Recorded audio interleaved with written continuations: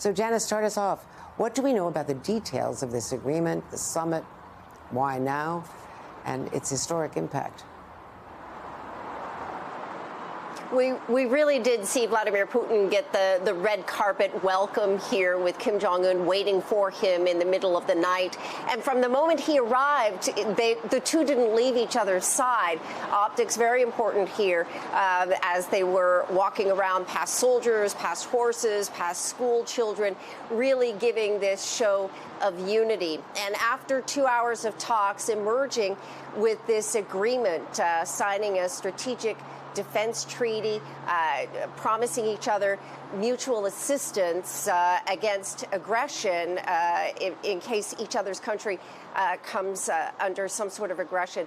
So what we are seeing here is this sense that they are emerging from this stronger partners, which of course will be troubling for the U.S. and the rest of the West. And Peter, this is a lot more than symbolism.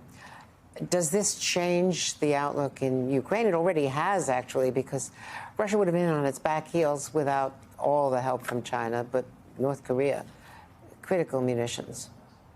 Absolutely. Thousands of shipping containers worth of weapons, ballistic missiles, artillery shells, ammunition, and all that.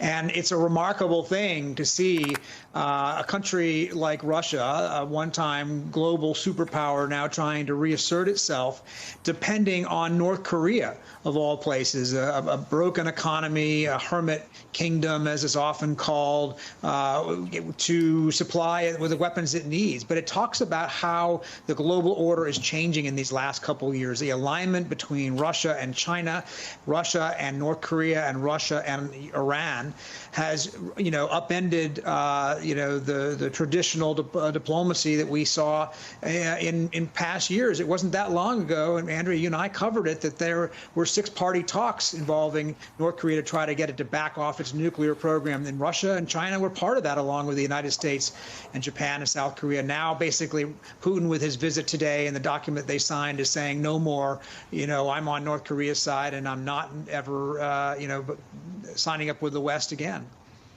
And China used to help the U.S. in pressuring North Korea to demilitarize. And in 2000, with then Secretary of State Madeleine Albright, I was in Pyongyang and with Kim's father as the leader. And they were talking about a peace agreement that Bill Clinton says, regretfully, he would have signed if not for Peter, if not for the election, the Bush-Gore dispute, the fact that he didn't want to leave the country with no one knowing who was president for more than 30 days. All, sort of accents of history, which brings me to Victor Cha, because you know so well that it was then when George W. Bush took over that in the spring of 2001, to the surprise of Colin Powell, then the Secretary of State, they decided not to go forward with that peace agreement that had been basically almost initialed in the October previous by the Clinton administration. Yeah, and as Peter said, during those six-party talks that you covered, Andrea, and others, I was in the government at the time, and Russia had signed on to not one, but 11 UN Security Council resolutions against North Korea, sanctioning them for their proliferation behavior. And so this new agreement on security that Janice mentioned that was just signed between the two sides is really a renewal, I think, of the Cold War agreements that were reached between the two that for a period were nullified when South Korea normalized relations with the Soviet Union in 1990. That is all gone now. As Peter said, Russia is clearly on North Korea's side, and I don't think this is transactional. I think this is for the long term. Let me also ask you, what technology do you think that North Korea is getting from Russia? Because this is a two-way street.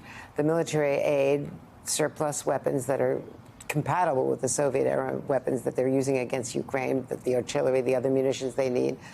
But they are now getting very important help to expand the nuclear missile program. Do you know in what way? What have you learned? So I think that's right. I mean, the White House has been a bit modest in terms of what they think the Russians are providing, maybe surface-to-air missiles, some other sorts of things. But I'm really quite worried that Kim Jong-un will drive a hard bargain because he knows Putin needs the ammunition for the war in Ukraine. And we'll be asking for things that are larger than that, things like nuclear submarine technology, advanced telemetry, as well as technology for his intercontinental ballistic missiles. So there's a long wish list that Kim has, and Putin may not have a choice but to give those things to him. And this summit, Peter, looks like a very obvious response to the partnership that President Biden and Ukraine's President Zelensky signed last week. We just don't know about the concrete commitment of aid, but it seems as though North Korea and China are really bailing Putin out on Ukraine. Yeah, and you heard the president talk about that during the G7 in Italy. He talked about how China has been, in fact, helping Russia. China refused to go to that peace summit that President Zelensky of Ukraine sponsored in Switzerland. Absolutely, the alignment here of these four countries, really, the United States, Russia, China, North Korea, and Iran, is really creating a whole new dynamic, I think, for American and Western diplomacy. The United States has worked hard to keep China from going all in with Russia, in the sense that they think that they have not provided some of the same kind of weaponry that that they're getting from North Korea and Iran. But we don't know where that will end up. And China has made very clear, and Janice knows this better than I do, but that, you know, in this conflict right now, it sides with Russia. And of course, that is putting Russia into China's pocket to some extent. It's remarkable that Vladimir Putin, who wants to reassert Russian power on the world stage, in effect is making himself a vassal state to his neighbor in China. And I think that's it's another, long-term change in our world dynamics.